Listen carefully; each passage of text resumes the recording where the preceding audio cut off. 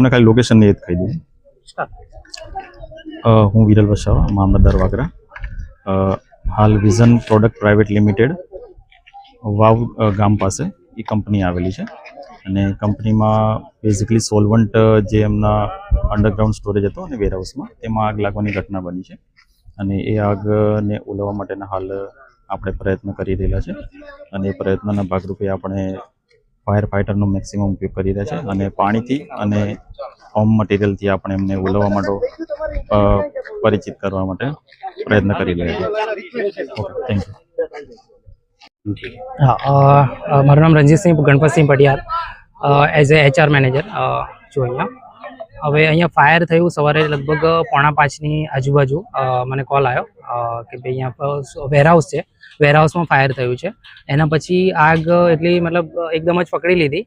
હવે એના પછી અહીંયા જે પવનનો વિન્ડ ડિરેક્શન છે એ સોલ્વન્ટના એરિયા બાજુ હતો, તો એનાથી આખા પ્લાન્ટમાં ફેલાઈ ગઈ આગ અને અમારો એક જે વેરહાઉસનો પ્લાન્ટ હતો સોલ્વન્ટ અને ઓફિસ બિલ્ડિંગ એ પૂરું બળી ગયું છે. હવે અમારો જે પાછળવાળો પ્લાન્ટ છે જે મેઇન પ્રોડક્શન પ્લાન્ટ છે એ અત્યારે સેફ છે, એમાં કંઈ થયું નથી. આગ લાગી ત્યારે અહીંયા કોઈ કર્મચારીઓ હતા?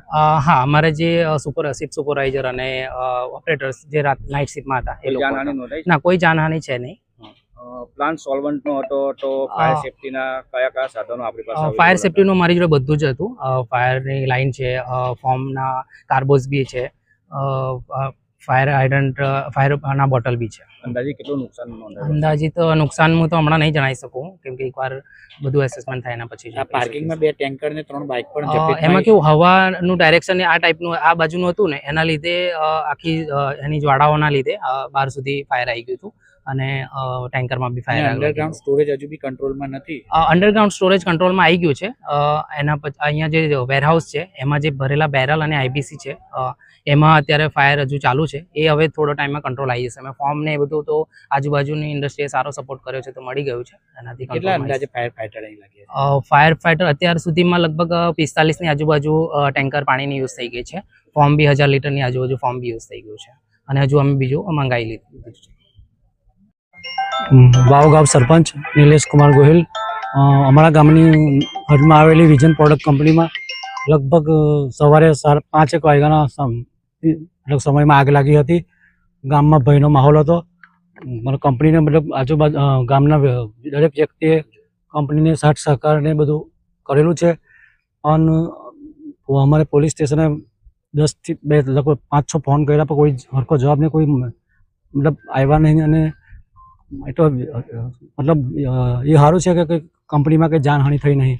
બાકી કોઈને એમ્બ્યુલન્સ યા કોઈની જરૂરત પડે તો તકલીફનો માહોલ છે. અમે એવી રીતે અમારા ગામમાં એવી ઘણી બધી કેમિકલ કંપનીઓ આવેલી છે જે અમને મતલબ ભયના માહોલમાં અમે જીવીએ છીએ અત્યારે. એટલે આજુબાજુ વિસ્તારમાં બધા ભયના માહોલમાં જીવે છે.